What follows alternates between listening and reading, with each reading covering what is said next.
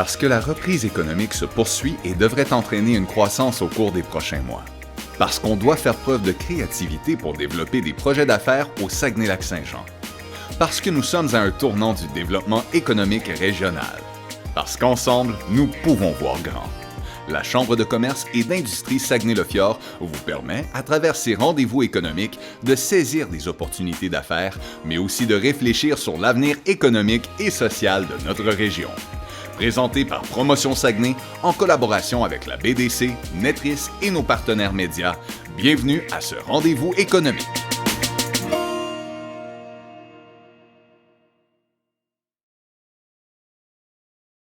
Ce rendez-vous économique est présenté par Promotion Saguenay en collaboration avec Axelis, Netris, la BDC, Investissement Québec, TACT, nos partenaires médias Cogeco, Inform-Affaires et le 95.7 KIC. Merci à Chantal Cyr, membre ambassadeur de la Commission scolaire des Rives du Saguenay. J'aimerais également remercier les partenaires annuels de la Chambre de commerce Rio Tinto, Ville-Saguenay et la MRC du Fjord du Saguenay. L'innovation est au cœur du développement des entreprises. Elle contribue à l'émergence de nouveaux procédés, de nouveaux produits et permet la diversification de notre économie locale et régionale. Aujourd'hui, la Chambre de commerce et d'industrie Saguenay-le-Fjord a réuni pour vous l'écosystème régional sur la recherche et l'innovation. Merci beaucoup à vous tous d'être présents. C'est un tour de force d'être tous ici aujourd'hui. Notre rôle de la Chambre de commerce, c'est de réunir pour faire rayonner. Alors, on peut dire que l'objectif est atteint aujourd'hui. L'événement débutera par une présentation sur l'importance des priorités des propriétés intellectuelles. Par la suite, il y a un premier panel qui vous expliquera comment la recherche et l'innovation peut aider au développement des PME et de nos startups. Puis, il y aura un second panel qui sera composé de 3 entreprises régionales qui vous partageront leur expérience et leur histoire en lien avec la recherche publique qui leur a permis de se développer et d'évoluer plus rapidement. Après la présentation sur scène, les représentants des différents centres de recherche de la région seront disponibles pour échanger, parler de leurs services, répondre à vos questions. Alors, ils sont disponibles pour vous. J'aimerais maintenant céder la parole à notre partenaire présentateur des rendez-vous économiques. J'invite André Blackburn, qui est directeur du service aux entreprises chez Promotion Saguenay, à venir vous adresser quelques mots. Bon matin tout le monde.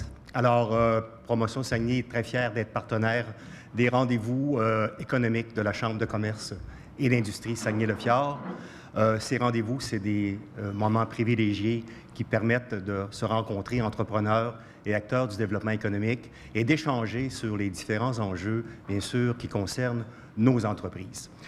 Je salue, bien sûr, le choix de la Chambre de commerce ce matin en ce qui concerne la thématique de ce matin. L'innovation est un facteur de réussite important pour nos entreprises. C'est également un outil de développement économique puissant puisqu'elle permet à nos entreprises, bien sûr, d'améliorer leur compétitivité, mais aussi d'assurer leur pérennité. Alors, nous avons la chance ce matin d'avoir avec nous des panélistes, des conférenciers et bien sûr des tables d'information tout à fait pertinentes qui vont nous permettre de mieux nous outiller, nous entrepreneurs, vous entrepreneurs et nous, agents de développement économique, pour bien sûr ces défis de l'innovation. Donc, à titre de directeur du service aux entreprises de Promotion Saguenay, je me permets de vous inviter, chers entrepreneurs, à communiquer avec nous si vous avez des besoins en termes de projets d'investissement, de mentorat d'affaires, de services conseils ou autres. Alors, on a une équipe de conseillers, bien sûr, qui pourront vous aider dans vos différents projets. Alors, je vous souhaite ce matin un bon rendez-vous économique. Alors, et je vous souhaite une bonne journée. Merci. Diplômée en microbiologie de l'Université Laval en 2002, Annie Chamberlain est également détentrice de 2 maîtrises de l'Université du Québec à Chicoutimi, l'une en médecine expérimentale et l'autre en administration des affaires. Elle a par ailleurs réalisé des études doctorales en biologie à cette même université. Actuellement, elle est directrice régionale de Axelis. Elle possède près de 20 ans d'expérience dans le milieu de la recherche publique. Annie Chamberlain était conseillère à la recherche au Collège Jalma. Elle a également œuvré comme professionnelle scientifique, puis directrice adjointe au sein de la Corporation de recherche et d'action sur les maladies héréditaires, que nous connaissons plus sous le nom de CORAM, et ce pendant 10 ans. Elle a un beau CV, beaucoup d'études, mais ce qui ressort chez elle, c'est sa grande gentillesse, son intelligence et son énergie. Je vous présente Annie Chamberlain. Donc, bonjour à tous et à tous. Ça me fait plaisir d'être avec vous aujourd'hui. Merci tout d'abord à la Chambre de commerce d'industrie Saguenay-Lac-Fjord d'avoir organisé ce bel événement ce matin. J'espère qu'à la suite de ma présentation, des panels de discussion et de la rencontre avec les différentes organisations, notre bel écosystème, vous aurez le goût d'en savoir davantage sur comment l'innovation peut changer, peut être une plus-value pour votre entreprise. Brièvement, pour le plan de ma présentation ce matin, évidemment, je vais vous parler d'Axelis, donc de son positionnement, de son offre de service. Je vais vous parler également de l'importance de la propriété intellectuelle pour les différentes entreprises. Je vais vous donner quelques exemples d'innovations prêtes au transfert qui font partie du portefeuille d'Axelis et je vais terminer en parlant du rôle d'Axelis dans la région. Donc, tout d'abord, laissez-moi vous placer quelques défis importants auxquels le Québec fait face actuellement en recherche et innovation. En fait, entre 1998 et 2017, la proportion des brevets qui ont été transférés à des entités étrangères est passée de 18 à 45 Ça veut dire que près de 50 des inventions, de la créativité qu'on produit ici est utilisée, exploitée, commercialisée par des entreprises ailleurs au monde, au lieu que ce soit nos entreprises locales qui puissent en bénéficier. Un deuxième point important, c'est qu'en ce qui concerne l'innovation et la R&D industrielle, malheureusement, dans le dernier rapport, le Québec a obtenu une note A en dépenses publiques en recherche et développement. Donc, ça veut dire qu'au Québec, on est très fort pour faire de la recherche et développement public, mais quand on arrive pour le transférer dans le milieu des affaires, dans le milieu industriel, il y a un pas à faire encore, donc il va y avoir du travail à faire dans les prochaines années pour aller chercher notre note de A à ce niveau-là également. Et si on parle de toutes les entreprises dérivées de la recherche publique, donc ça veut dire qu'il y a une invention qui a été créée en laboratoire et qu'il y a une start-up qui est créée à partir de cette invention-là. Au Canada, le taux de création d'entreprises dérivées varie entre 0,15 et 0,20 pour 10 millions de dollars de recherche. Tandis qu'au Québec, actuellement, c'est seulement 0,09 entreprises dérivées qui sont créées à partir du même 10 millions de recherches. Donc, il y a vraiment aussi un effort à faire là pour que de plus en plus d'entreprises soient créées ici au Québec en lien à partir de notre recherche publique. Donc, en ce qui concerne Axilis, Axilis a été créé en avril 2021 et a comme mission de contribuer à la prospérité économique et sociale du Québec en accélérant le développement, la commercialisation et le transfert d'innovations à haut potentiel issues de la recherche publique. L'objectif, c'est vraiment de maximiser les retombées de la recherche publique pour les entreprises, pour vous, le monde des affaires. Ultimement, on veut accroître la productivité et la compétitivité des entreprises par l'innovation et créer des entreprises innovantes et de nouveaux emplois à haute valeur ajoutée. Donc, Axilis est un organisme à but non lucratif qui est financé en grande partie par le gouvernement du Québec, le MEIE. Nous sommes présents partout au Québec par le biais de nos directions régionales. Donc, moi, je m'occupe du territoire Saguenay-Lac-Saint-Jean. J'ai des collègues qui s'occupent du Bas-Saint-Laurent, de la Mauricie, de la Abitibi-Témiscamingue. Et nous avons également 2 équipes d'experts situées à Québec et à Montréal. Le rôle des directions régionales, c'est vraiment d'être le contact de proximité pour vous, les entreprises, vers le milieu de la recherche, vers les établissements de recherche. De plus, ça nous permet de vous accompagner là, dans vos processus de valorisation également. C'est important de savoir que Axilis couvre tous les secteurs et domaines d'innovation, incluant les innovations sociétales. Donc, on entend souvent innovation technologique, mais Axilis aussi a vraiment un département qui s'attarde aux innovations sociétales. Comme j'ai dit dans mon plan de présentation, je vais vous présenter des exemples qui sont issus de notre portefeuille d'innovation et qui sont des innovations qui sont à divers stades de maturité et qui sont prêtes au transfert. Et évidemment, le rôle ultime, c'est vraiment de faire le maillage entre vous et le secteur de la recherche publique. Vous avez sûrement déjà entendu parler de la chaîne de l'innovation. Chez Axilis, on parle plutôt du cycle infini de l'innovation. Donc, vous avez du côté gauche les inventions et les créations qui sont issues des milieux de recherche publique. que Axelis souhaite amener vers les industries, vers les milieux sociaux. Mais Axelis aussi veut être à l'écoute des enjeux et des besoins de ces industries-là, de ces milieux sociaux-là, afin de ramener ces problématiques-là vers les centres de recherche pour qu'ils puissent trouver des solutions à ces enjeux réels-là. Et c'est ainsi que se crée une boucle de valeur à l'infini. Donc, plus on amène des innovations au marché, plus le marché va nous amener des questionnements et des questions de recherche qu'on va retourner vers la recherche publique et ainsi de suite, là, que le cycle va continuer. Donc, en ce qui concerne le positionnement d'Axelis dans le processus de valorisation, vous avez tout part pour nous des résultats de recherche publique prometteurs. Donc, que ce soit des technologies, des procédés, des outils d'aide à la décision, des meilleures pratiques. Donc, comme je vous disais, oui, il y a du technologique, mais aussi du non technologique auquel on s'attarde. Donc, on prend ces résultats intéressants de recherche et on en évalue le potentiel. On vérifie la protection de la propriété intellectuelle, on analyse le marché en entier. Donc, est-ce qu'il y a vraiment un marché qui pourrait être intéressé par cette innovation-là? Par la suite, on accélère le développement, la maturation de l'innovation. On accélère son transfert et l'adoption par les entreprises ou les milieux preneurs. Et si, comme je vous disais en début de présentation, c'est la création de start-up qui est la bonne voie de valorisation, bien, on va être là aussi pour accompagner pour la création de start-up qu'on va transférer vers les incubateurs par la suite qui vont prendre la relève là, pour les aider à croître. Donc, en bout de ligne, ce qu'on veut, c'est que les innovations soient déployées, des logiciels qui soient exploités par des entreprises, que des outils d'aide à la décision aident certains commerces ou des meilleures pratiques soient appliquées dans certains milieux. Donc, c'est vraiment ce qu'on veut en bout de ligne. Pour certains qui connaissent peut-être plus le langage du niveau de maturité technologique, en fait, chez Axelis, on prend les technologies qui sont au niveau 2 et on veut les apporter jusqu'à un niveau 7, un TRL 7. Donc, après ça, ils sont prêts à être transférés au marché et on fait affaire avec les partenaires et l'écosystème du milieu qui vont prendre en charge la suite.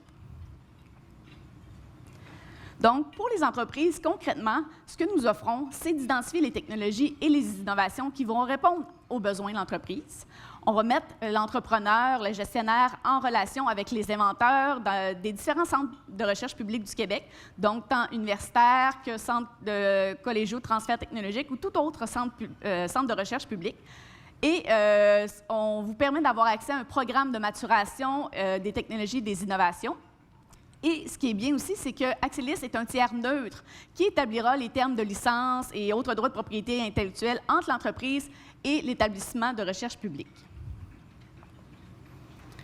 Parlons maintenant de l'importance de la propriété intellectuelle pour les entreprises.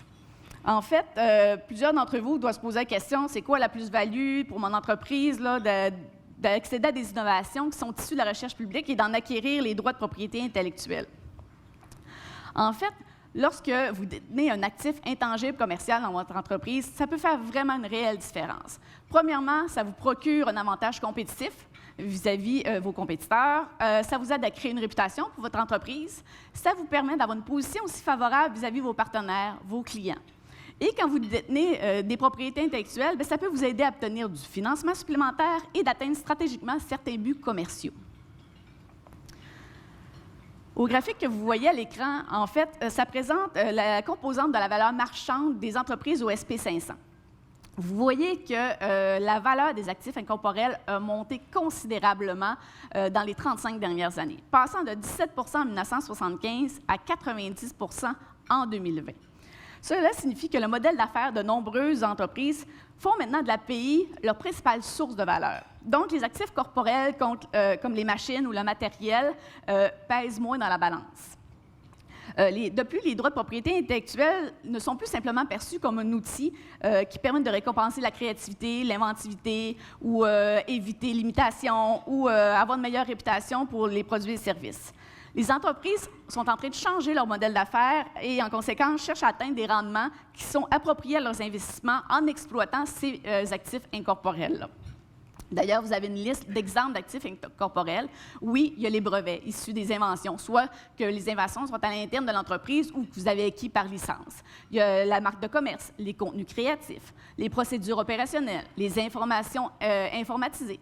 Donc, ce qui est important de savoir, ce n'est pas que c'est seulement les brevets qui peuvent être importants comme actifs incorporels. Il y a vraiment plusieurs types de propriété intellectuelle qui peuvent faire une différence au sein de votre entreprise. De plus, un récent rapport a démontré que les entreprises qui détenaient des actifs de propriété intellectuelle étaient 1,6 fois plus susceptibles de connaître une forte croissance, au moins 20 % par année, 2 fois plus susceptibles d'innover, 3 fois plus susceptibles de prendre de l'expansion au pays et 4,3 fois plus susceptibles de prendre de l'expansion à l'échelle internationale. Et ça, c'est un rapport canadien. Donc, de là, l'importance de développer une culture d'innovation au sein de nos entreprises et de s'allier de bons partenaires pour y parvenir, comme le secteur de la recherche publique. Donc, voici 2 exemples d'innovations qui sont issus du portefeuille d'Axelis qui pourraient intéresser une ou l'autre entreprise pour un besoin particulier. Ici, c'est une innovation qui cherche un milieu preneur. Qu'est-ce que chercher un milieu preneur pour Axialis? Ça veut dire qu'on recherche un partenaire industriel ou un partenaire d'affaires pour développer davantage cette technologie-là. L'entreprise est admissible à un financement pour continuer la maturation de cette technologie-là. La technologie qui est présente a fait l'objet d'une étude de marché complète et c'est possible de l'exploiter dans votre entreprise là, sous licence. Donc ici, le robot collaboratif à mécanisme parallèle d'utilisation très intuitive a été développé par des chercheurs du laboratoire de robotique de l'Université Laval qui ont mis au point une architecture robotique parallèle aux robots collaboratifs qui existent déjà. Ils offrent la possibilité d'atteindre une vitesse plus élevée, d'élargir la plage de charge utile, d'être facile de fonctionnement, donc très intuitif, à coût peu élevé, donc rentable très rapidement lorsque vous en faites l'acquisition. Il y a un concept compact et c'est possible de l'intégrer à un portique robotisé. Un autre exemple, c'est un système qui est maintenant en phase de maturation. Donc, lui a besoin un peu plus de travail avant d'être transféré. Donc, il a besoin d'un partenaire qui va l'aider à développer davantage l'innovation. C'est un système de pultrusion multifilière assisté par le vide. Le système de pultrusion existe déjà. Mais ce que le chercheur de Polytechnique a inventé, c'est qu'il est capable de produire des polymères thermoplastiques qui sont renforcés par l'utilisation de fibres naturelles synthétiques ou hybrides pour produire, par exemple, des poutres, des tiges de haute qualité à faible teneur en vide et la qualité de surface élevée. Donc, quand vous regardez les images ici, l'image plus à droite, c'est des tiges en thermoplastique, mais qui sont faites aussi avec du lin. Donc, il y a du lin qui a été intégré dans ces tiges-là afin de les renforcer. Et vous voyez l'image du bas qui est toutes les formes possibles que pourrait produire un tel type de système. Les applications au marché, ça peut être tant dans la fabrication de matériaux de composite, dans le domaine de l'aéronautique, de l'automobile, ou la fabrication de matériaux durables. Donc, vous voyez ici la diversité de produits qui peuvent être dans notre portefeuille d'innovation. Je vous ai donné juste 2 exemples, mais nous en avons des centaines. En terminant, en fait, le rôle d'Axelis dans la région a fait contribuer à notre développement économique. En fait, c'est de déceler les bonnes technologies qui vont faire la différence pour vous dans le développement de votre entreprise. Moi, mon rôle, c'est de faire le maillage avec les bonnes équipes de recherche, tant régionales et à l'extérieur du Québec. Vous donner l'accessibilité à des fonds de maturation. Et en étant à l'écoute de vos besoins, de vos enjeux, bien moi, j'alimente mon équipe aussi à créer des thématiques d'appel à projets pour de futurs projets de recherche que vous voudriez faire en collaboration avec des centres de recherche pour répondre à vos besoins réels.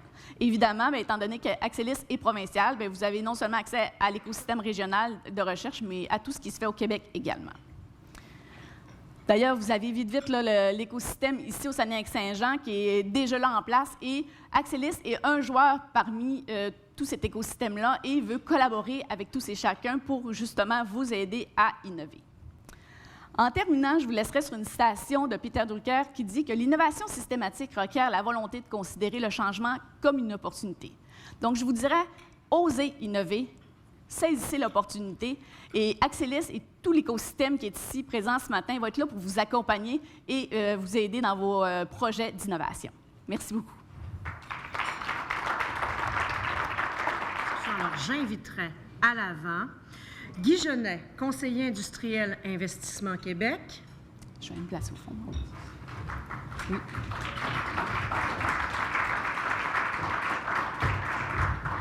Gilles Derry, président-directeur général du CQRDA.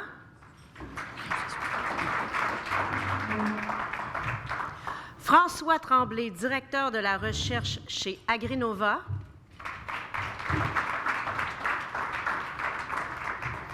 et André Pichette, professeur titulaire populaire. C'est vrai, Populaire, c'est si vrai. ça vient. C'est vrai. On veut tous avoir ta petite crème que tu as développée avec Lise Wattier.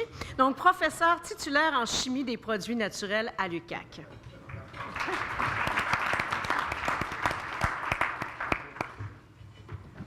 Alors, bienvenue à vous cinq. Nous allons passer les 30 prochaines minutes ensemble. Première question que je vous poserai, on vous connaît, mais on vous connaît peut-être mal. J'aimerais ça tout d'abord que vous preniez 1 minute pour décrire qu'est-ce que vous faites dans l'univers de l'innovation et de la recherche. Et je commencerai par André. Oui. Hein? Je vous surprends, mon cher Oui. monsieur de l'Abbé. Le populaire. Est-ce qu'on m'entend bien? Oui, tout est parfait. Bien, bon matin à tous. Moi, je suis de formation, je suis chimiste organicien, donc je me suis intéressé assez tôt aux produits naturels, donc les produits qu'on peut extraire des plantes principalement. Donc, je dirige un laboratoire à l'Université du Québec à Chicoutimi qui s'appelle le laboratoire La Sève, donc qui permet de faire des développements là, de composés issus des plantes. Parallèlement à ça, on a développé récemment un centre de transformation et de valorisation des bioproduits. Donc, ça, c'est vraiment une infrastructure vraiment importante pour la région où là, on n'est pas seulement à l'échelle laboratoire, on est également à des échelles conséquentes et on peut mieux épauler l'industrie là, à travers ce centre-là qui offre différentes plateformes, donc plateforme production, plateforme chimie analytique fine et également une plateforme en pharmacologie. Donc, ça nous permet vraiment de développer très, très bien des produits issus de la nature. François, chez Agrinova. Merci.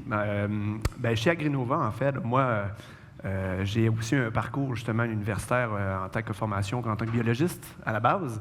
Et j'ai atterri chez Agrinova il y a 12 ans. Agrinova, qu'est-ce que c'est? C'est un centre collégial de transfert technologique. Dans l'écosystème de l'innovation, les centres collégiales de transfert technologique, là, on est 59 au Québec, là, vraiment. Et on a des retombées là, qui sont vraiment hyper tangibles et mesurables là, dans des mandats de recherche appliqués auprès des industries, auprès des entreprises. Agrinova, nous, on est spécialisés, les 59 CCTT qu'il y a au Québec. Ils ont tous leur domaine d'application. Agrinova, c'est au niveau de l'agriculture principalement que nous, on œuvre. Et les retombées là, sont vraiment hyper importantes, comme je le mentionnais, c'est-à-dire que pour chaque dollar qui sont investis, autant par le public ou par le privé, il y a au-dessus de 12 $ qui étaient mesurables en termes de retombées pour chaque projet. C'est plus de 1800 experts qui travaillent dans le réseau des CCTT. On travaille, comme je le mentionnais, au niveau de la recherche appliquée, donc c'est de la recherche qui se fait au niveau des entreprises, qui travaillent vraiment au niveau des... qui s'appliquent à vraiment travailler avec un milieu porteur et de pouvoir justement, la spécialité, on l'a mentionné tout à l'heure, qu'une la note C était due au manque de transfert, bien, les centres collégiales de transfert technologique, c'est notre proximité avec les entreprises et c'est là notre force. C'est-à-dire on travaille avec les entreprises, on travaille pour que la recherche trouve milieu preneur et soit applicable et utilisable par les entreprises. Donc, voilà. On va regarder concrètement après. Vous allez nous donner des exemples concrets. Absolument. Monsieur Derry, on connaît le CQRDA Oui, dans l'aluminium. Oui. Alors, peut-être nous rappeler en 1 minute, là, spécifiquement. 1 minute, hein? Ça va être dur pour vous, hein? Ouais, très. Un défi. Bonjour tout le monde. Écoutez, le CQRDA, c'est un regroupement sectoriel de recherche industrielle, un RSRI. Il y en existe 9 au Québec qui sont en phase avec les grandes orientations de développement industriel du gouvernement du Québec, donc des axes de priorisation au niveau de l'économie en général. Alors, le CQRDA, c'est la plus vieille organisation de ce type-là. On célèbre cette année 30 ans d'existence.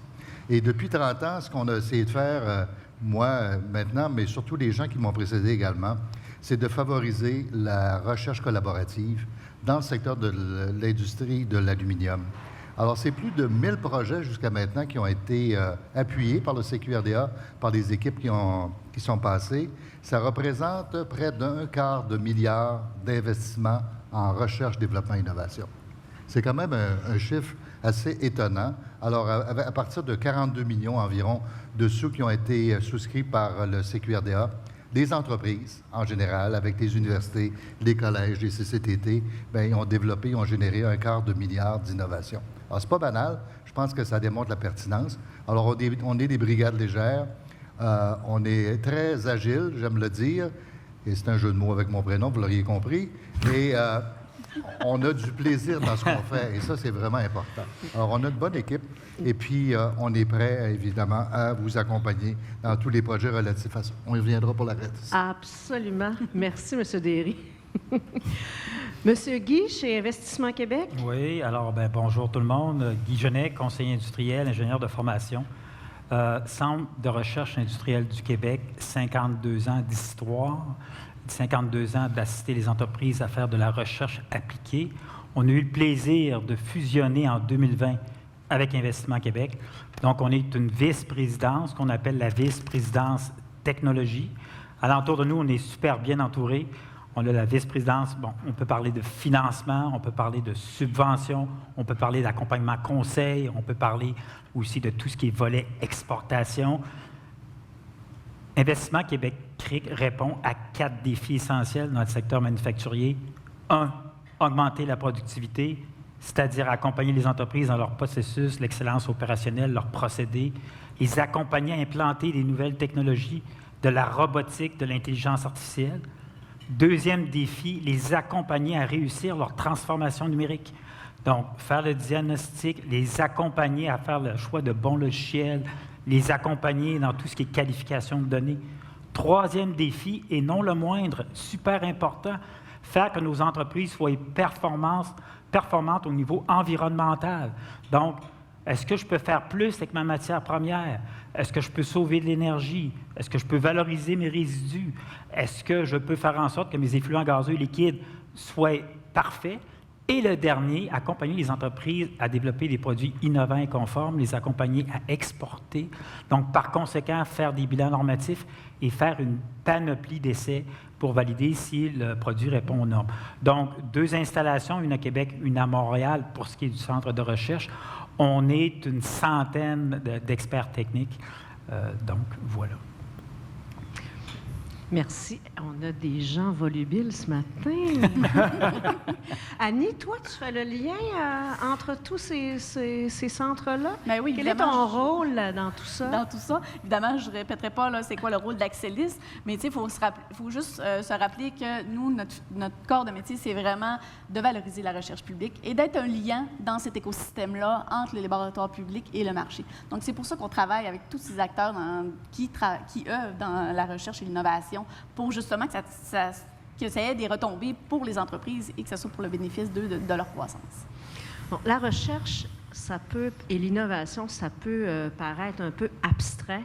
J'aimerais ça qu'on donne des exemples concrets de produits et d'entreprises que vous pouvez accompagner, supporter dans sa croissance. Tiens, je vais commencer par François cette fois-ci. Comme j'ai mentionné tout à l'heure, nous, à Agrinova, on travaille avec les collectivités agricoles. Donc, notre domaine d'activité, c'est l'agriculture. C'est sûr qu'on a beaucoup de projets avec les producteurs, les entreprises agricoles directement.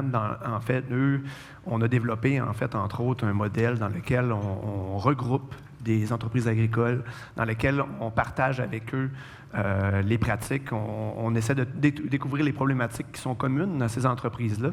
Et après ça, de leur proposer des programmations de recherche directement associées à ces problématiques-là, dans lesquelles on fait des recherches de solutions, de la recherche d'éléments qui peuvent être transférables et transposables dans leur entreprise. Par exemple? Par exemple, justement, si une entreprise, je ne sais pas moi, une problématique là, au niveau du rendement, ou voudrait améliorer les rendements, par exemple en production laitière, nous, on a justement plusieurs groupes d'innovation dans lesquels on essaie de mettre le doigt directement sur des pratiques qui vont autant peut-être avoir un impact, diminuer l'impact de ces entreprises-là sur environnemental, et également permettre d'avoir un gain de production, par exemple laitière, en améliorant l'alimentation qui existe déjà, puis les régimes d'alimentation des animaux. Et outre les producteurs, on peut travailler directement aussi avec des fournisseurs de services, des entreprises entreprises. Ce qu'on voit de plus en plus, par exemple, puis un créneau au niveau du milieu industriel, c'est des entreprises qui, on le sait, avec l'augmentation des normes et des lois au niveau environnemental, on ne peut pas, l'enfouissement des résidus, des différents éléments comme ça, n'est plus autant possible qu'auparavant. Donc, il doit y avoir une certaine forme de valorisation des résidus industriels. L'agriculture est un bon moyen de transformer ou de réutiliser, ou dans un contexte d'économie circulaire, des produits issus de l'industrie directement. Donc, on travaille dans des projets concrets avec l'industrie, dans lesquels on essaie, par exemple, on a travaillé dernièrement avec une association qui travaille avec du béton. Et il y avait des résidus de béton, donc on a essayé d'explorer, caractériser les propriétés là, en tant que peut-être matière résiduelle fertilisante pour par la suite les appliquer et les amener directement là, au champ. Et ça fonctionne, il y a des propriétés super intéressantes à moindre coût pour pouvoir justement valoriser ces résidus-là. Donc, automatisation, valorisation, Absolument. Environnement. Donc, c'est vraiment très, très large. On reviendra à ce que vous faites chez Agrinova. Évidemment, dans le secteur de l'aluminium, on connaît un peu, mais en même temps, on ne le sait pas tout ce qui peut se faire en recherche. Alors, concrètement, là, des exemples que vous pouvez faire pour accompagner les entreprises. Bien, concrètement, d'abord, l'équipe, même si c'est des petites, c'est une équipe qui compte des personnes clés. Exemple, au CQRDA, pardon, je pense qu'on est le seul où il y a un directeur scientifique en résidence. On a une personne experte qui est en mesure de faire le pont entre de la recherche ou des éléments fondamentaux et comment on pourrait le rendre applicable, comment on pourrait l'adapter au niveau des entreprises. Alors ça, pour nous, c'est un élément important. Des exemples que je peux vous donner, je voyais tout à l'heure Bruno Gauthier, qui est au CNRC, qui a été longtemps chez une société qui s'appelle Cycle de Vinci. Je pense qu'il pourra témoigner, quand il le voudra, de la contribution du CQRDA, de tous les gens qui ont circulé avec lui, avec Félix Gauthier, dans la mise en route, par exemple, de Bixi, puis de d'autres projets maintenant qui ont été annoncés par le fondateur de tout ça. Ça, je pense que c'est un bon exemple. À 3 surfaces aussi. Quand on parle à Martin Lambert, il dit « Vous avez été les premiers à croire à cette idée de faire des revêtements antibactériens sur des surfaces d'aluminium. Et c'est grâce à vous qu'on a pu se propulser par la suite. Alors, on a été la bougie d'allumage. On continue à faire de l'accompagnement sur des éléments particuliers. L'autre sujet, un autre projet d'entreprise, moi, qui m'a vraiment marqué quand je suis arrivé au CQRDA il y a maintenant 6 ans, c'est une entreprise qu'on a rencontrée dans les cantons de l'Est qui m'a dit « Monsieur Desrives, je n'étais pas là à l'époque, mais il y a 20 ans de ça, on s'en allait dans le mur. On ne savait plus quoi faire. On avait fait une petite réflexion stratégique, mais on ne savait pas où on s'en allait. Et c'est là que vous êtes arrivé et vous nous avez dit, on va vous aider. On va vous aider au niveau scientifique, au niveau d'un appui financier, au niveau de conseils d'affaires, au niveau de mettre à contribution notre réseau d'entreprises, puis de connaissances et de contacts. Et puis, on va travailler avec vous pour faire avancer cette chose-là. L'entreprise, maintenant, on appelle ça dans le jargon Tier 1, donc c'est un fournisseur stratégique dans l'industrie de l'automobile, dans 2 sociétés, entre autres, que vous connaissez sans doute, Tesla.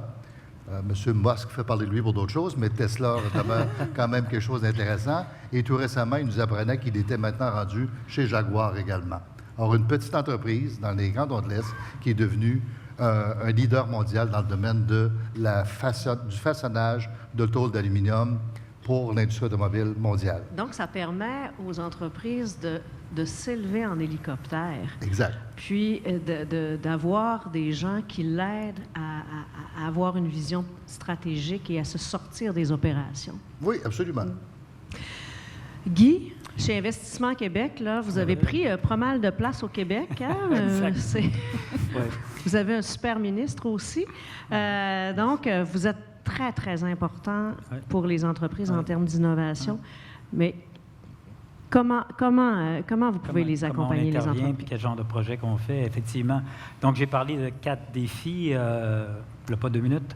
Donc, le défi d'augmenter la productivité, bon, c'est sûr que sur le terrain, on fait des diagnostics de productivité, on regarde, on constate ce qui serait intéressant d'intégrer comme technologie pour que l'entreprise soit plus productive. Mais un exemple, quand il n'y a pas la technologie de disponible, quand l'équipement n'existe pas, ben là, on regarde pour le développer pour l'entreprise.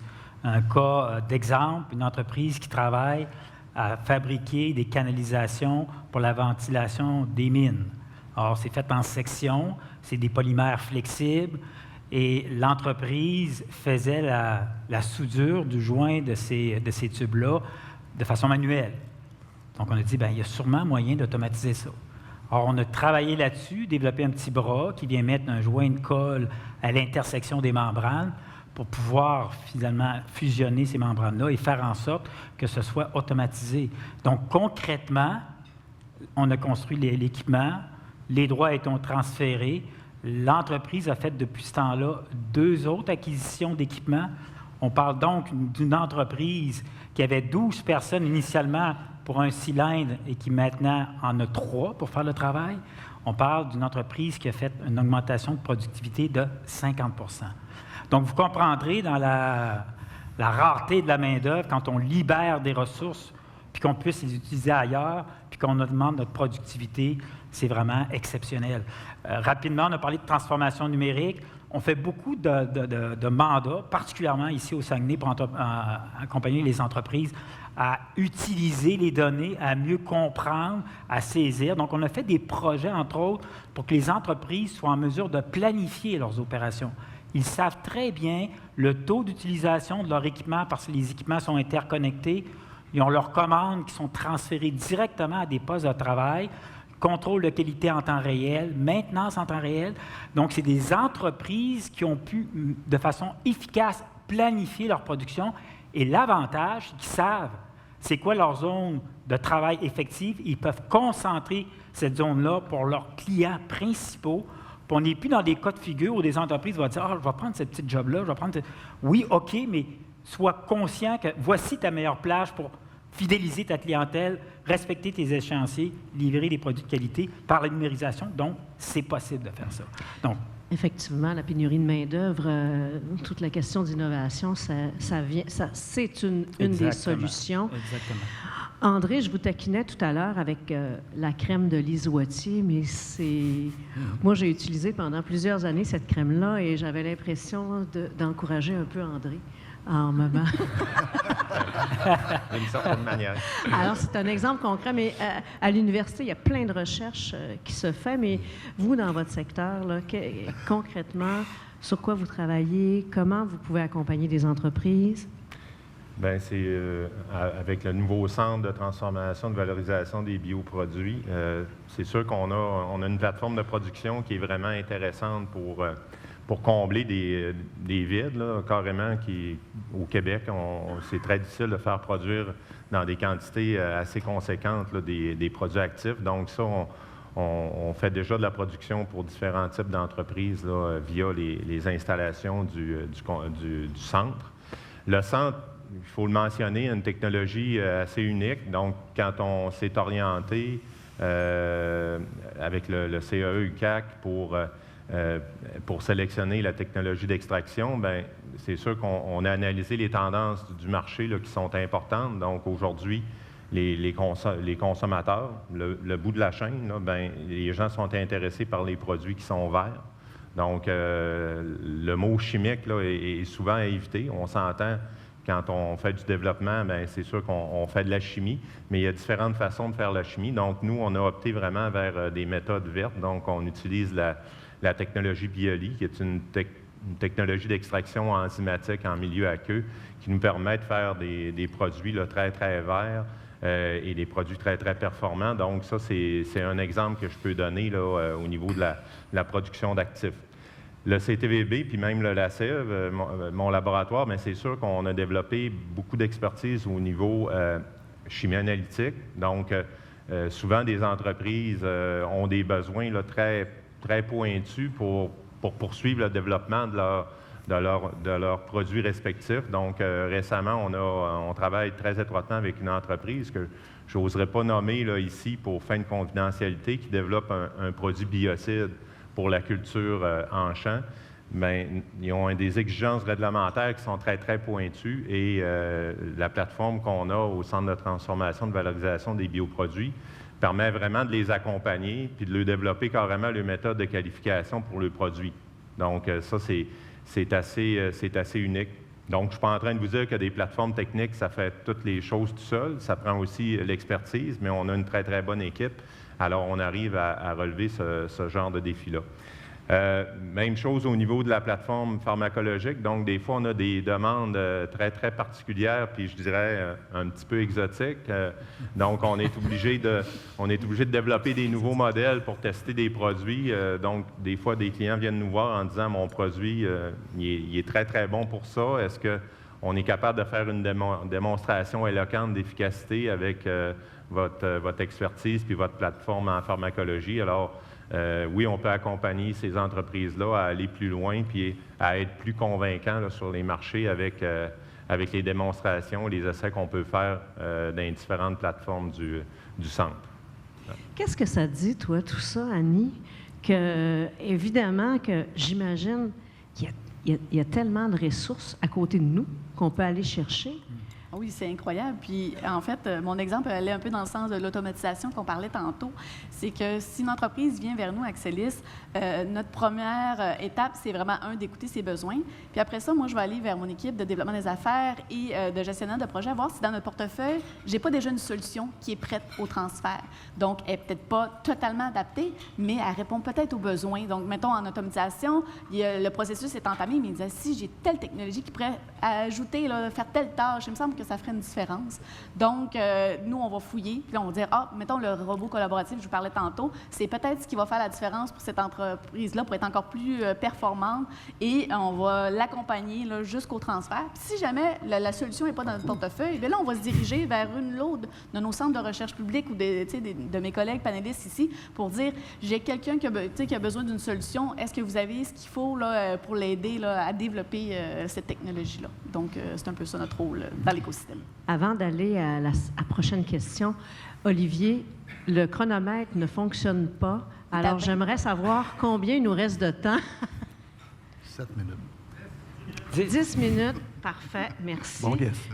C'est vrai qu'il ne baisse pas. Non. C'est quoi les conditions gagnantes pour réaliser un projet d'innovation? Est-ce qu'il y a des conditions qu'il faut vraiment rassembler ou on peut y aller comme ça, vous voir, et ça peut fonctionner? Peut-être Gilles, dans un premier temps. Bien, je pense que la première condition qui m'apparaît essentielle, c'est la volonté manifeste des entrepreneurs, des entrepreneurats, à faire de l'innovation. Ça, c'est la première chose. Il faut que ça devienne... J'avais sorti tout à l'heure, c'est-à-dire hier, en prévision de ça, une citation de Nicolas Duvernois qui disait « L'innovation, c'est le nerf de la guerre de toute entreprise. » Je le dis souvent, ce ne sont pas les grandes entreprises qui avalent les plus petites, ce sont les plus rapides qui dépassent les lentes. Le fait d'innover est à la base de cette rapidité. Être le first to market, c'est un avantage concurrentiel énorme en affaires.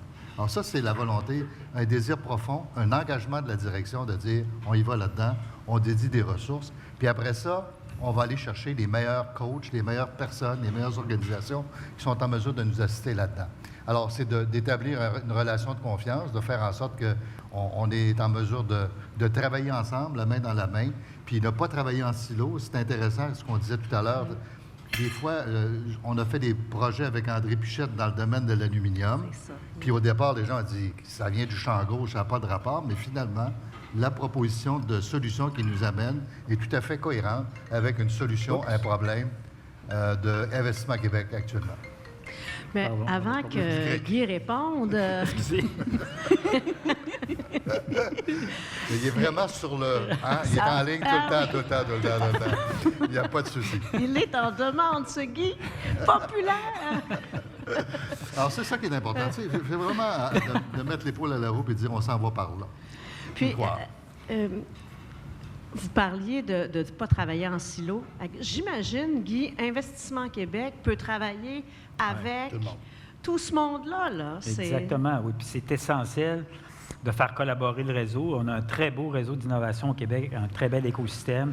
Donc, il faut être en mesure de collaborer puis de créer de la richesse dans nos entreprises en travaillant en équipe. Chez Investissement Québec, on a des ressources. Dans le fond, on a sur le terrain ce qu'on appelle des conseillers et conseillères en affaires principales, les CAP. c'est la première, on va parler peut-être de ça tantôt, mais c'est la première porte d'entrée. Or, ces gens-là, dans le fond, connaissent bien... On peut en parler directement. Il ne nous reste pas beaucoup de temps, hein? Donc, on va y aller. Ça peut, Donc, peut conjuguer deux questions. C'est la porte d'entrée. Ils connaissent très bien l'écosystème. En même temps, ces gens-là connaissent les systèmes de subvention, connaissent les financements. Donc, c'est une belle façon de travailler et ça permet de faire participer les ressources à l'innovation. Donc oui, de toute évidence, c'est essentiel, surtout qu'à l'heure actuelle, ce n'est pas les projets qui manquent. André, les conditions gagnantes, c'est pas n'importe qui peut aller voir André puis avec un projet, là? Bien, les conditions gagnantes, c'est sûr que pour pousser un projet, bien, ça prend un caractère innovant, que ça soit protégé par brevet ou que ça soit un secret d'entreprise. Je pense qu'il y a un aspect innovant, nouveauté qui est très, très important. Ça prend des projets aussi qui sont bien orientés en fonction du marché. Tu sais, des fois, on voit des beaux développements, mais c'est soit déphasé par rapport aux besoins du marché actuel. Donc, il faut être bien en adéquation avec les règles du marché. Puis proposer aussi des solutions qui sont cohérentes avec le marché. Donc, des fois, on peut développer des produits merveilleux, mais si le produit actuel se vend, je ne sais pas, 10 $ le kilogramme, puis vous proposez un produit à 250 $ le kilogramme, bien, vous allez avoir de la misère à convaincre le marché que votre produit peut combler ce besoin-là. Ça prend des avantages dithyrambiques pour arriver à faire ce genre d'exercice-là. Donc, quel type d'entreprise peut aller vous voir? Quel type d'entreprise? Écoutez, on travaille avec des entreprises très variées, Rio Tinto Alcan, Premier Tech, les industries Phytochemia, les industries comme Produits forestiers résolus, Boisaco. On travaille avec des boîtes qui font des études cliniques aussi. Donc, on travaille avec vraiment différents types d'entreprises. François, toi, quelles sont les conditions gagnantes quand on va frapper à la porte d'Agrinova? On a abordé un peu le sujet tout à l'heure. Je pense qu'effectivement, la volonté qui est issue des décideurs et des gens qui sont au sein des entreprises qui viennent cogner à notre porte, clairement, c'est un atout et un élément qui est essentiel au succès d'un projet. Il faut qu'il soit, pas nécessairement avoir toute l'expertise, les compétences et un niveau d'implication qui peut être variable, en fait, dépendamment, parce que, tu sais, avec l'équipe multidisciplinaire qu'on peut avoir chez nous, on est en mesure puis la proximité qu'on a avec les entreprises, on est en mesure de pouvoir se substituer et être complémentaire à toute l'expertise et les compétences de l'entreprise pour pouvoir faire en sorte que, justement, on puisse les amener et les accompagner dans leur démarche d'innovation et de recherche d'un projet puis du développement de leurs idées de A à Z, là, dépendamment, justement, du niveau d'implication qu'ils peuvent avoir. Mais clairement, il faut qu'ils aient la volonté et l'intérêt de passer à travers cette démarche d'innovation-là, parce que c'est nécessaire. Nous, on va apprendre, puis on ne peut pas, sans leur input, sans leur réalité, sans qu'on puisse être bien capable de comprendre la réalité de l'entreprise, bien, c'est difficile de pouvoir faire en sorte que l'entreprise elle-même soit impliquée et on puisse transférer les connaissances puis les différents éléments et les résultats de la recherche, en fait, au sein de l'entreprise, puis qu'après ça, elle puisse pérenniser ces résultats-là, puis en faire quelque chose de concret, puis les appliquer de façon concrète. Donc, c'est sûr que ça demande un minimum là, à ce niveau-là. Puis bien entendu, comme dans toute recherche ou tout élément, il y a quand même un certain niveau d'investissement autant monétaire ou en temps à mettre. Puis ça, il faut en être conscient. On ne peut pas faire de la recherche sans avoir un investissement minimum.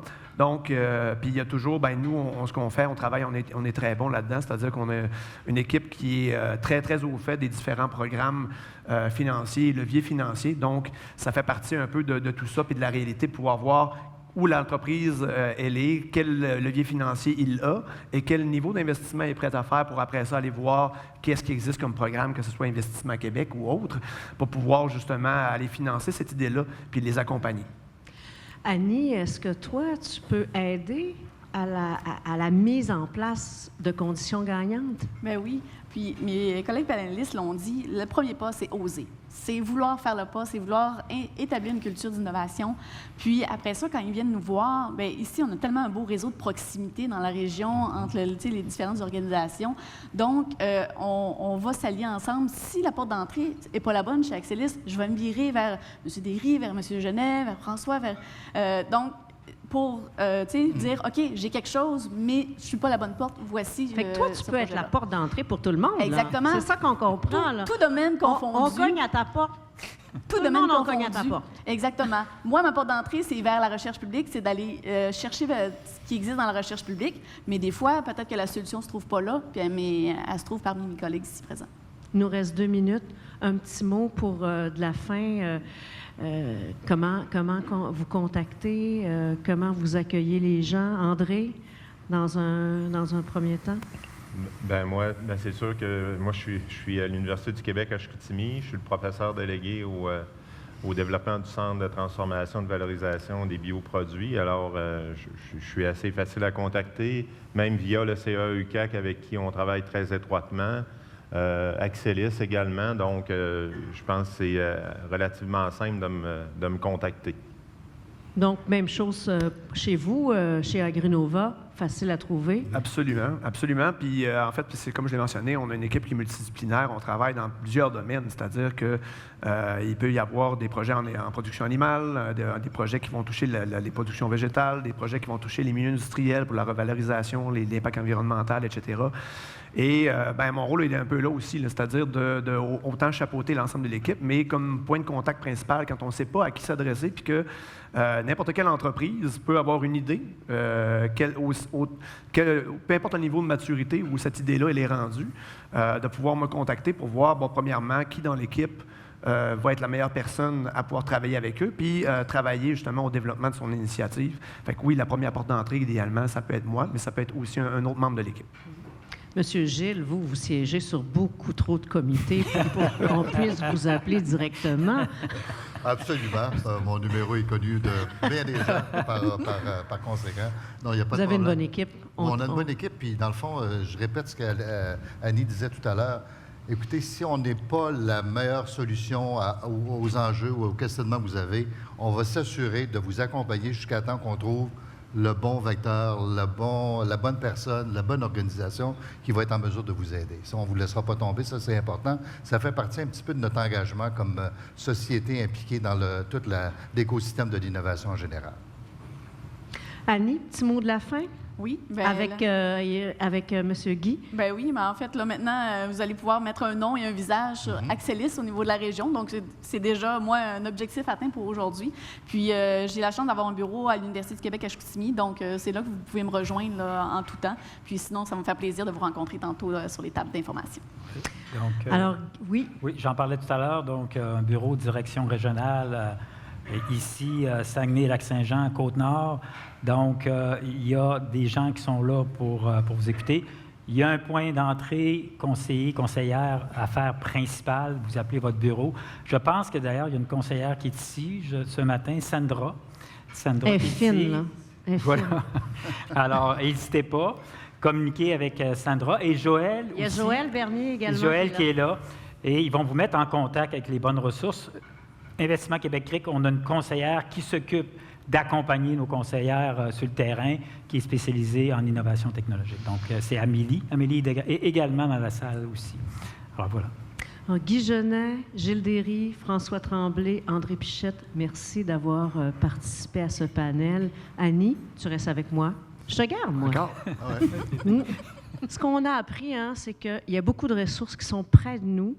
Et si on ne sait pas trop où cogner, quelle porte cogner, on va voir Annie, et puis elle va nous orienter, et elle va nous aider, et c'est toutes des équipes dans chacune de ces organismes-là, de chacun de ces organismes-là, qui va accompagner les entreprises.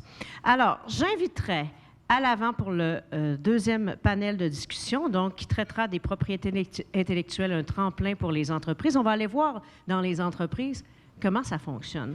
Alors, Patrice Côté, président de Dynamique Concept.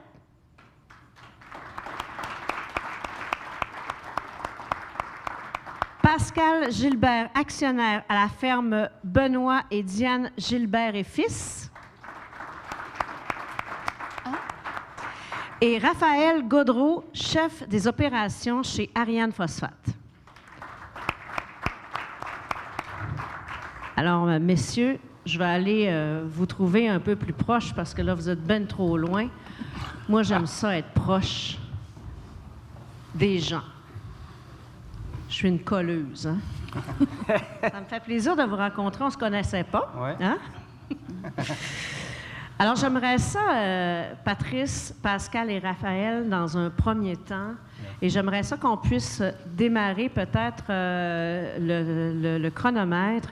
Si c'est possible de nous raconter votre parcours d'innovation. Alors, je commencerai par toi, Patrice. Oui, certainement. Donc, moi, j'ai fondé Dynamic Concept il y a environ une quinzaine d'années. Puis, au début, on faisait des projets. Évidemment, notre spécialité, c'est le métal en fusion. Donc, on faisait des projets auprès des clients. Et puis, dans ces projets-là, il y avait toujours certains aspects qui étaient distinctifs. Et qu'on s'est dit, bon, ben, dans le fond, on a des opportunités ici d'innover. Donc, on a commencé, je dirais, à innover de cette façon-là. Et après un certain temps, ben, on s'est dit, puis surtout aussi parce qu'on avait un plan d'exportation, mais pour exporter, bien, ça prend des éléments distinctifs. Il faut arriver sur le marché avec des produits à valeur ajoutée, des produits qui se distinguent par rapport à la compétition. Fait que c'est là qu'on a commencé, dans le fond, à dire qu'il faut développer nos technologies propriétaires, c'est-à-dire des technologies qui sont propres à nous. Pour ce faire, bien, il faut identifier qu'est-ce qu'on veut développer. Il faut identifier nos marchés, etc. Donc, on s'est lancé, dans le fond, dans un certain processus d'innovation où on s'est dit, bien, on veut développer des produits. Ça fait longtemps, ça? Oui, ça fait quand même, je te dirais, une bonne 13-14 ans. Là, dès le début, on a commencé. Par contre, on a fait certaines erreurs, Sandra, dans le sens où on a eu des opportunités, des fois, de dire, bon, ben, écoute, on va développer tel et tel produit parce qu'on a l'opportunité de le faire. C'est pas nécessairement une mauvaise idée, mais on est allé par opportunité au début. Puis ça, bien, ça manquait d'analyse. Ça manquait, puis je vais en parler un petit peu plus tard tantôt, mais oui, ça a permis de développer des trucs intéressants, mais qui étaient peut-être mal ciblés, ou etc. Donc, qui sont peut-être pas... qui représentaient aussi des investissements importants, mais qui n'avaient peut-être pas de retour sur l'investissement qu'on aurait pu s'attendre. Donc ça fait partie un petit peu des erreurs. Puis on va le voir tantôt, là, dans le fond, on a mis en place un plan d'innovation pour éviter ce genre d'erreurs-là. Mais effectivement, là, donc c'est comme ça qu'on a commencé à faire de l'innovation, qu'on a mis en place quelque chose pour ça, et puis que je pense qu'on s'améliore. Jamais arrêté, là. Ouais. Non, puis on n'a jamais arrêté. Puis au contraire, je te dirais que c'est quelque chose qu'on accentue maintenant, parce qu'on en voit les bénéfices, d'une certaine façon. Pascal, oui. En agriculture, il y en a de l'innovation aussi. Tu as fait appel à Agrinova. C'est quoi ton parcours d'innovation, toi? Nous, notre parcours à la ferme, nous autres, quand on a commencé, je me rappelle quand Agrinova a commencé en 97, puis moi, j'étais jeune dans ce temps-là, puis...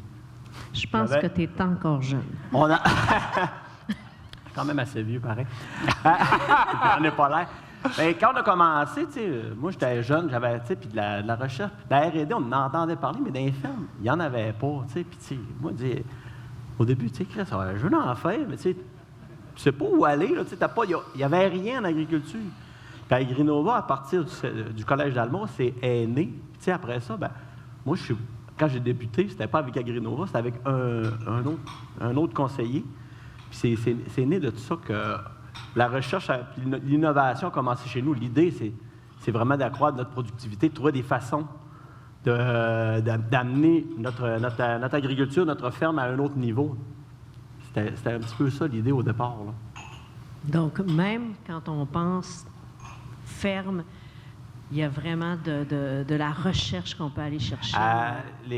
Les animaux, c'est vivant, hein, c'est tout le temps, à chaque jour, il y a un défi. Hein, puis, tu sais, faut réussir à trouver des façons de simplifier notre vie aussi, puis, tu sais, d'être productif. Tu sais, puis la recherche puis l'innovation, ça nous permet d'élever.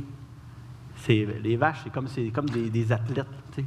Fait que ces athlètes-là, il faut trouver des techniques pour les amener à une coche supérieure, parce que c'est de la productivité, parce que, tu sais, jadis, les vaches, ça produisait peu dans le temps, à l'époque. Aujourd'hui, ben c'est des machines de combat, vraiment. Il faut que ça produise, hein? Ben, Des machines de combat. C'est vraiment ça, tu sais, c'est des athlètes que, tu sais, on est comme des coachs, nous autres, auprès de ces bêtes-là, là, tu sais. Moi, tu sais, le Canadien de Montréal, ils ont un coach. Moi, je suis un coach des vaches, tu sais. Et tu sais, comment on réussit à entraîner nos athlètes? J'espère qu'ils détruiront pas le trophée. Exact. Il faut trouver des moyens de les amener à être meilleurs. Puis tu sais, c'est comme la recherche, l'innovation avec Agrinova, ben, ça nous permet d'évoluer. Merci, Pascal. Raphaël, chez Ariane Phosphate, il me semble que c'est naturel, la recherche dans le phosphate. Bien, dans le phosphate, dans l'industrie minière en général aussi, si on regarde, nous, comment ça commence l'entreprise, on prend des claims, on commence à aller faire de l'exploration, puis une fois qu'on pense qu'on trouve quelque chose, bien là, il faut être capable de savoir si on est capable de prendre cette roche-là, puis l'amener à la transformer en concentré de façon efficace. Donc, c'est vraiment une partie qui est intrinsèque là, à l'industrie minière. Là. C'est quelque chose qu'on va faire plus naturellement, là, de la recherche et développement. C'est quoi le parcours d'innovation et de recherche pour Ariane Phosphate? Bien, ça a commencé, en fait, avec notre procédé qu'on a dû optimiser. Puis par la suite, bien, une fois qu'on a eu notre projet qui a été monté, on a décidé aussi de travailler sur différents aspects pour le projet. On travaille sur des volets autant pour optimiser nos opérations que pour trouver des nouvelles avenues pour notre concentré. On a des projets de recherche présentement avec Agrinova, justement, pour travailler, faire de l'application directe, avec un centre de recherche du cégep de Rivière-du-Loup aussi, où on travaille aussi ces volets-là. On a travaillé avec le CGQ il y a pas très longtemps pour développer des capteurs, pour faire le suivi des... Le centre de géomatique, oui, dont les gens sont avec nous aujourd'hui. Effectivement, c'est ça. Pour développer des capteurs, faire le suivi des parcs à résidus, pour être un leader dans l'industrie quand on sera en opération. Fait que le parcours est long. Effectivement. Donc, on a parlé un peu d'historique. Maintenant, j'aimerais qu'on parle du processus. Et j'imagine qu'Annie, toi, là, dans le processus, tu vas être... T'es là, encore. T'es là. Hein? Donc, quels sont les moyens que vous avez pris pour mettre en place un programme d'innovation, votre projet d'innovation? Je commencerai par Pascal, notre coach. Comment on a commencé pour les moyens? Bien, tu sais, quand j'ai commencé à entendre parler d'Agrinova, tu sais, l'agriculture, on est quand même un milieu quand même assez collectif, tu sais, que on est une petite gamique, pareil, hein. Puis, tu sais, quand j'ai commencé à entendre parler de ce groupe-là, ben là, tu sais, puis là, on entendait l'appel du milieu de l'Agrinova. Hey, on a des comités, on est en train de créer des comités d'innovation, des groupes, puis les mêmes enjeux qu'on avait ensemble, les agriculteurs, ben, tu sais, c'est né de tout ça un peu, là. Comment j'ai atterri là-dedans? Guy, réponds au téléphone. Parce qu'au début, j'étais avec, j'étais avec Innovagro au départ, mais tu sais, c'était vraiment un faire-affaire avec une personne. Tu sais, oui, c'était bien, mais je trouvais que il manquait un petit quelque chose. Avec les groupes qu'Agrinova a fait, ben, tu sais, on est avec d'autres producteurs, on a des enjeux, on essaie de cibler. Fait qu'il y a de l'échange. Vous ben, êtes les moins échanges, seul dans votre milieu. Tu sais, on a des fermes, on est souvent des petites équipes, on est tout seul, puis tu sais, puis tu sais, mettre du temps à l'innovation, il n'y en a pas, là, tu sais. La journée passe vite, il faut jouer le vétérinaire, le mécanicien, il faut tirer les vaches dans certains cas, il y a des robots. Mais tu sais, on a plusieurs de chantiers, mais tu sais, mettre du temps dans de la recherche d'innovation, on ne l'a pas. Mais quand on a un organisme comme ça, qui s'ajoute à nous, ça nous permet en plus d'apporter nos problèmes, tu sais. C'est génial, là, tu sais, d'avoir un système comme ça. Ça nous permet d'évoluer puis d'amener des projets comme on fait aujourd'hui, tu sais. Puis en plus, dans cette beauté de ça, c'est qu'il y a de l'argent pour ça, tu sais. Fait que, tu sais, c'est pas des affaires qui sont coûteuses, tu sais. C'est accessible au fond, là, tu sais. Mais tu sais, des fois, c'est méconnu, puis ça peut faire peur. On l'aime, hein? On t'aime aussi, Raphaël. Je suis pas jaloux, moi, c'est pas de problème. Raphaël, chez vous, c'est quoi le processus? Quels sont les moyens que vous avez pris pour aller justement chercher de l'aide puis mettre en place des programmes d'innovation? Oui, bien, dans le fond, nous autres, c'est que soit ça va partir d'un besoin à l'interne de la compagnie où on identifie des portions qu'on voudrait améliorer, qu'on voudrait développer. Puis, étant donné qu'on a une feuille de route qui est bien établie depuis les dernières années, bien maintenant, on a de l'offre aussi. On a des gens qui proviennent du milieu de l'innovation qui disent « Hey, j'aurais eu une idée pour vous autres, on pourrait travailler là-dessus puis développer ça. » Donc, ça vient des deux côtés, puis ça, c'est super intéressant, là. Patrice, que j'aime beaucoup depuis très longtemps aussi. Patrice, chez vous, 13-14 ans, c'est quoi le processus pour mettre en place tous les projets de recherche? Parce qu'il n'y en a pas juste un que vous avez Oui, mis il y en a place. plusieurs, effectivement. Puis, comme je mentionnais tantôt, nous, on est équipementier, donc c'était très important de se doter d'un portefeuille de produits technologiques. Puis, comme je disais tantôt, on a fait des erreurs. Fait que suite à ça, bien, on s'est dit, bien, il faut se doter d'un plan d'innovation solide. C'est quoi un plan d'innovation? C'est-à-dire que c'est un plan qui est par étapes, ce qu'on appelle un stage gate d'une certaine façon. C'est qu'il ne faut pas se lancer tout azimut dans du développement. Il faut bien cibler le développement qu'on a à faire. Puis je dirais même en amont de tout ça, c'est qu'il faut bien connaître les marchés auxquels les marchés qu'on veut desservir. Dans notre cas, puis c'est quoi aussi notre positionnement dans le marché. Puis ça, c'est essentiel. Des fois, il faut justement que ça soit structuré. Dans notre cas, bien, ce qu'on a identifié, oui, il y a notre expertise qui est basée sur une méthode en fusion, il y a l'automatisation, etc., mais on s'est dit que c'est quoi notre position de marché qu'on veut. Bien, c'est simple. C'est des trucs qui sont... Bien, c'est simple, hein, pas tant que ça. Mais c'est des trucs qui sont à notre avis, très porteurs pour le moyen et long terme, c'est-à-dire le recyclage, l'automatisation robotique et la production de produits à valeur ajoutée. Fait que sur cette base-là, ce qui est une base assez solide, qui, d'après nous, va se traduire par une croissance, où les besoins sont en croissance dans le monde, on dit, bien basé là-dessus, on va faire notre plan de développement. C'est-à-dire qu'on va identifier c'est quoi les réels besoins, puis qu'est-ce que nos clients ou nos clients potentiels risquent d'avoir besoin dans le futur. Puis l'innovation a été basée là-dessus. C'est un peu comme une planification stratégique d'innovation. Bien, il faut que ça en fasse partie. Il faut que ça en fasse partie. Puis quand on identifie des besoins, à notre avis, ce qui est très important, c'est d'aller valider sur le marché. Okay? Ce qu'on appelle une étude économique. Puis la meilleure façon, à notre avis, encore là, de faire une étude... L'étude économique, elle peut être financée.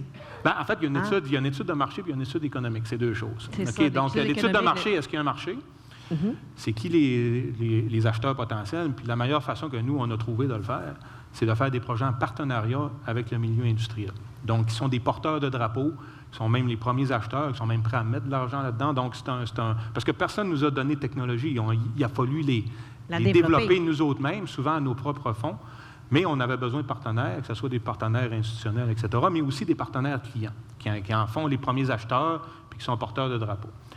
La deuxième chose importante, c'est l'étude économique. C'est-à-dire qu'il faut s'assurer, quand on monte, ou quand on décide d'investir dans une technologie X, Y, Z, qu'il va y avoir un retour sur l'investissement. C'est-à-dire que l'investissement requis pour atteindre les performances ou pour atteindre, je dirais, la fin du développement au complet, que dans le fond, on va générer assez de ventes, assez de revenus pour payer tous les investissements requis. Donc, c'est un retour sur l'investissement, comme n'importe quel projet, par exemple, qui serait fait chez Ariane Phosphate ou peu importe, ou à l'interne chez vous. Donc, ça prend, tu te dis, si je le fais, c'est parce que c'est rentable. Pour nous autres, c'est la même chose. Basé là-dessus, bien évidemment, là, on a un plan qui est beaucoup plus solide, où on a plusieurs projets en parallèle. On a développé au fil des années une quinzaine de technologies. Puis je pense que ces technologies-là... Que tu peux exporter aussi, tu peux vendre par la suite. Bien, qu'on exporte d'ailleurs. Puis on a une quinzaine, on exporte dans une quinzaine de pays. Puis je dirais, ça a même permis, par exemple, de partir Dynamique Concept Europe, qui est basée en Europe, mais qui connaît, une croissance exponentielle. Pourquoi? Parce qu'il arrive avec, des produits qui sont innovants, qui correspondent à des besoins réels. Donc, à ce moment-là, le match est très bon. Mais c'est ça, il faut vraiment, vraiment, vraiment s'assurer là, que ça corresponde à des marchés bien ciblés. Je vais donner un autre exemple. On a d'ailleurs, vous êtes impliqué avec l'UQAC, puis ça, je pense que c'est un bel exemple. Il y a quelques années, on a parti un projet de développement là, sur une technologie de scan 3D des anodes, puis peut-être que j'excède mon temps un peu. À peine. À peine. Puis c'est une technologie, dans le fond, l'idée ou le porteur de l'idée était à l'UQAC. Bon.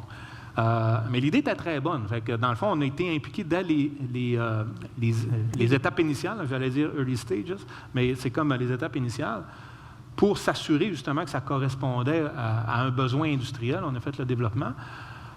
Puis là, on vient de vendre la première unité industrielle à EGA, qui est au Moyen-Orient. Puis on est partenaire avec l'UQAC.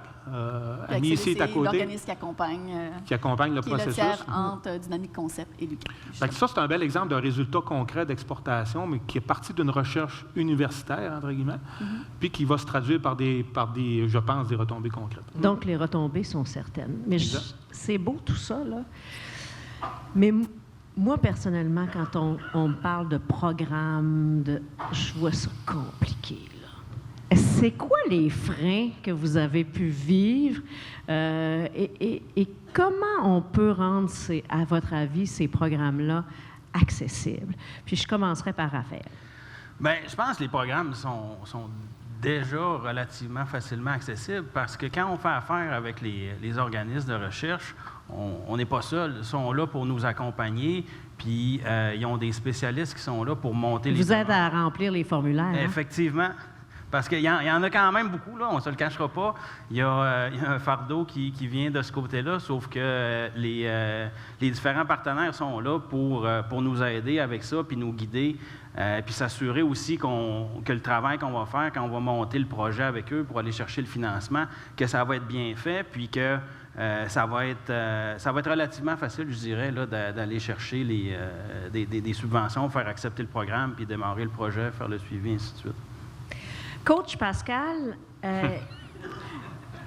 pourquoi tu penses qu'il y a des entreprises qui hésitent à investir en recherche et innovation? Tu sais, on en revient tout le temps, c'est tout le temps, hein, tu sais. C'est quoi l'hésitation? C'est le temps, c'est pas le temps, j'ai d'autres choses à faire, tu sais, puis aller chercher les gens, tu sais, c'est pas dans la nature, bien souvent en agriculture, de jouer là-dedans, tu sais, on a notre petite routine, tu sais, puis on sort carrément de notre zone de confort quand on commence à travailler avec l'innovation de la recherche. Mais tu sais, c'est un privilège d'avoir ça en région à Agrinova. Tu sais, c'est pas toutes les régions. Puis là, ils ont un centre à Québec, c'est tant mieux.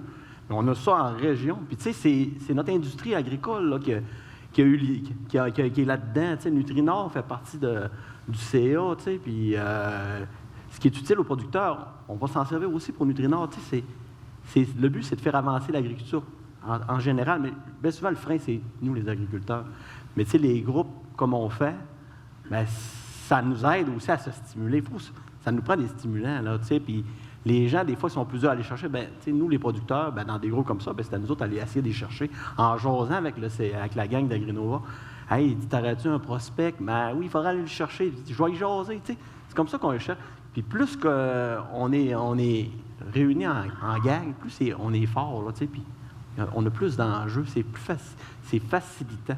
Mais tu sais, c'est un travail d'équipe. Agrinova, producteur, c'est comme ça que c'est gagnant, tu sais, versus avant que j'étais tout seul avec un monsieur. Jamais ça, mais tu sais, ça manquait un petit peu. T'aurais aimé mieux que ce soit une madame. C'est ça, exactement. Non, il était super fin, puis tu sais, ça marchait très bien, là. Mais tu sais, je trouve qu'avec des groupes, c'est plus innovateur aujourd'hui, je pense. Là. Tu sais, ça va nous amener une coche au-dessus. Patrice, toi, tu es un ambassadeur exceptionnel pour la recherche et l'innovation. Quand tu parles de tous ces processus-là à d'autres entreprises, qu'est-ce qu'ils te disent? Qu'est-ce que les entreprises te disent comme frein? Qu'est-ce qui empêche? Bien, je dirais que ça peut sembler complexe dans le sens qu'il y a plusieurs programmes. Il y a des programmes au niveau provincial, mais il y a aussi des programmes au niveau fédéral. Puis de voir clair dans tout ça, c'est pas évident. Il y a des programmes qui s'adressent au côté réduction de carbone. Il y a des programmes... Puis à quoi on est éligible ou pas, c'est très difficile des fois de voir clair qu'est-ce qui est une dépense admissible, qu'est-ce qui ne l'est pas. Nous, on est habitués de nager dans cet aquarium-là, mais c'est pas nécessairement, ça peut faire peur. D'où l'idée de passer, c'est l'aluminium, je pense au CQRDA, justement, qui est capable de vous guider à travers tout ça. IQ, c'est la même chose, ou encore ANI, mais il y a toujours, je pense qu'il faut vous faire conseiller. Puis chacune des étapes, puis dans tout ça, là, en développement, il y a plusieurs étapes. Là. Ce qu'on appelle les TRL, là, dans le fond, c'est les niveaux 1, 2, 3, 4 jusqu'à 9. Bien, évidemment, au début, c'est de la recherche fondamentale. Un peu plus tard, c'est plus du transfert ou de l'industrialisation à la toute fin. Bien, évidemment, ce n'est pas tous les programmes qui s'appliquent à toutes ces étapes-là. Donc, il y a des étapes. Donc, vous faire conseiller aussi, puis un peu comme toi, tu es allé, je pense que c'est un peu ça que tu as fait, tu es allé chercher conseil auprès de l'organisme spécialisé là-dedans qui vous a guidé, puis ça donne des résultats. Puis oui, ça demande l'investissement, ça peut faire peur, mais je pense que ça donne un retour sur l'investissement, puis c'est surtout ça qu'il faut voir. Annie, qu'est-ce que ça te dit, toi, quand tu entends ces freins-là? Bien, en fait, le premier frein, puis Patrice, tu l'as dit en début, là, dans ta première intervention, la peur de l'échec. Des fois, là, de dire « j'ose pas y aller parce que je veux pas me planter ». Mais des fois, cet échec-là va justement te propulser plus loin, puis là, tu dis « OK, je ne referai pas ces erreurs-là, mais j'ai appris de tout ça », puis c'est comme ça que la culture d'innovation va s'intégrer tranquillement, pas vite. Mais après ça, de ne pas se sentir seul, la peur d'être seul, mais justement, on a la preuve ici que l'écosystème est fort et là, donc de ne pas avoir peur de cogner une porte pour justement là, initier ce premier pas-là. Il nous reste 5 minutes à peine, alors je vous invite à être peut-être concis. Sur la dernière question, quels conseils donneriez-vous pour encourager vos collègues, les entreprises, les organisations à faire appel à la recherche pour et c'est important de le dire, la pérennité et la création de valeur pour leur entreprise? Pascal? Bien, tu sais, c'est pas compliqué, là, tu sais, faut oser, là, tu sais. Puis, tu sais, c'est tellement bénéfique pour nos firmes, tu sais. J'ai quelques projets à mon actif de fait avec AgriNova. Puis, tu sais, c'est stimulant pour la personne, tu sais, qu'on est. Ça nous permet de progresser, puis, tu sais, de s'améliorer. Puis, tu sais, il y a des gains. Les gens, il faut qu'ils soient conscients, les producteurs qui s'en vont là-dedans. Il y a des gains intéressants, là, tu sais, financièrement. Puis, tu sais, et ça ne coûte rien que pratiquement, tu sais, s'impliquer. Oui, ça va demander un petit peu de paperasse, mais on est tellement... Ils ont des bonnes équipes qui nous accompagnent là-dedans. Fait que, tu sais, c'est un facilitant. Avant, il n'y avait pas ça. C'est tellement facilitant que, tu sais, c'est pas une tâche qui peut paraître ardue. Fait que donc, les gens, il ne faut pas qu'ils soient timides à ça. Il faut qu'ils l'essayent. La première chose, c'est de l'essayer. Après ça, c'est de voir un peu. Puis, tu sais, moi, en tant que producteur, tu sais, je sens la responsabilité aussi d'essayer d'en trouver d'autres des amis. Parce que, tu sais, si on s'en occupe pas, puis maintenant, on n'a plus d'AgriNova, mais tu sais, on n'en aura plus de recherche et d'innovation. Fait que c'est à nous de le cultiver, ça. Fait que c'est comme ça que je le vois, moi. Raphaël? Bien, je pense aussi dans le même sens. La recherche et le développement, ça ne veut pas dire errer dans le noir jusqu'à temps qu'on arrive à trouver quelque chose. Je pense qu'avec les organismes de recherche, on est capable d'avoir un développement qui est structuré puis qui est bien élaboré. Puis je pense qu'ils sont là pour nous aider dans ça. Puis que c'est pas... La recherche et le développement, c'est pas juste pour la NASA, c'est pour tout le monde. Puis qu'on est capable de développer des volets de la recherche qui vont nous amener à avoir un impact à court puis à moyen terme sur nos entreprises aussi. Donc, c'est très terre à terre, là. C'est pas dans les airs, là, seulement. Patrice? Bien, moi, j'aborde dans le même sens que mes collègues ici. Dans le fond, c'est accessible à tout le monde. Puis c'est pas obligatoire d'avoir un projet immense, hyper complexe, qui a 22 robots. Ça peut être des choses qui se distinguent, tout simplement, puis ce que vous voulez développer. Puis ça peut être à l'interne, ça peut être des méthodes de gestion, ça peut être des stratégies commerciales, ça peut, tu sais, c'est à tous les niveaux. Puis ça permet beaucoup de choses. Bien, ça permet de vous distinguer. Puis vous distinguer, bien, ça permet de faire croître votre organisation ou du moins d'en assurer la pérennité dans le temps. Puis aussi de faire face, c'est une solution à la pénurie de main-d'œuvre aussi, hein, il faut le voir comme ça. On n'a peut-être pas assez parlé tantôt, mais il faut trouver des façons de continuer à opérer et continuer à évoluer avec peut-être moins de gens. pour plusieurs. Puis je pense que l'innovation est une des solutions à ça. Annie, je te laisse le mot de la fin.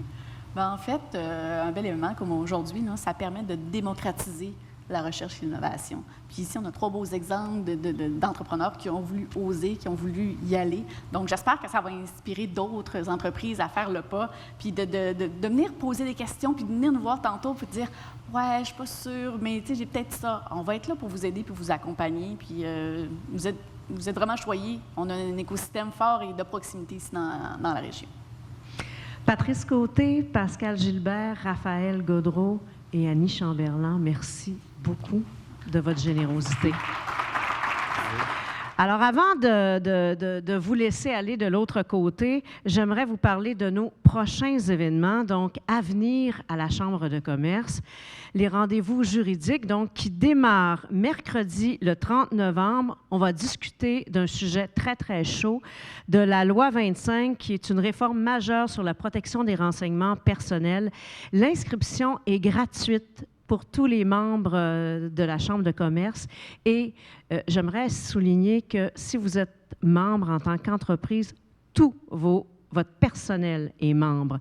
Donc, ce sont des formations gratuites que vous pouvez offrir à votre personnel. Le 1er décembre, on parle de phosphate.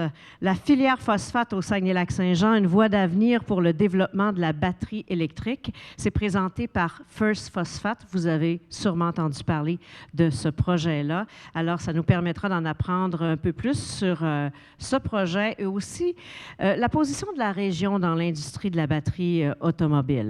Le 8 décembre, là, je veux que vous marquez ça dans votre agenda, là, parce que ça va être festif. C'est notre brunch de Noël, un bel événement qui est l'occasion de se réunir, de rencontrer également des entreprises qui offrent des avantages membres à vous, membres de la Chambre, mais aussi de parler de tourisme, qui est au cœur de la vitalité régionale. On aura des panels de discussion, conférences. On réfléchira ensemble sur le positionnement touristique régional dans l'écosystème économique. Donc, les principaux acteurs du tourisme régional seront présents. Et on parle de rareté de main-d'œuvre, mais on parle très peu de toute la pression qu'il y a sur le dos des gestionnaires. Alors, on en parlera dans une cohorte de formation qui s'appelle Bon Boss, qui vise à aider les entreprises à développer leurs gestionnaires, à recruter de façon autonome, à retenir les bons employés en adoptant une approche de gestion de ressources humaines efficace. C'est sur 9 sessions en virtuel et en présentiel. C'est une première dans la région. On a développé ça avec une firme qui s'appelle Bon Boss. Il y a des spécialistes au Québec qui vont intervenir dans cette cohorte. Alors, je vous invite à vous informer. Et vous l'avez vu sur vos tables, le gala des Dubuc. La période de mise en candidature est commencée. C'est maintenant jusqu'au mois de février. Si vous connaissez des entreprises qui auraient le goût de rayonner. Mais peut-être qu'ils sont gênés, incitez-les à poser leur candidature. Parce que pour développer la marque employeur, faire rayonner son entreprise, c'est maintenant un incontournable. D'ailleurs, on a notre président de jury qui est là, Jean-Pierre Lévesque de Kane-Lamar, qui va faire un gros travail en février pour analyser tous les documents reçus. Il y a plusieurs membres qui sont présents, je vous les nommerai pas, mais qui travaillent activement avec nous. Alors, je vous nomme les tables d'expertise présentes et je vous remercie sincèrement de nous faire confiance et de permettre aux entreprises d'être en contact avec tout ce bel écosystème. CoLab, Université du Québec à Chicoutimi, Axelis, ECOB, Agrinova, le Centre de géomatique du Québec, le créneau d'excellence sur les drones civils et commerciaux, le CQRDA, le CPA, Écofaune Boréal et Investissement Québec. Au cours des prochaines heures, vous allez recevoir un sondage par courriel. On aimerait tellement ça que vous y répondiez parce que c'est notre façon de s'améliorer et d'être branché sur les éléments qui sont vraiment à l'ordre du jour et qu'on peut développer par la suite en termes événementiels. Je vous invite également à vous abonner à l'infolettre qui est pour connaître toute l'actualité de votre chambre de commerce. Ça vous appartient. Une chambre de commerce, ça appartient à son écosystème, donc c'est votre chambre de commerce. Merci d'être là et merci de l'utiliser. Au nom de toute l'équipe, je vous souhaite une très, très belle fin de journée. Merci. Et si jamais on ne se revoit pas très bientôt, je vous dis, on se revoit le 8 décembre avant les fêtes pour festoyer ensemble. Bye bye, merci.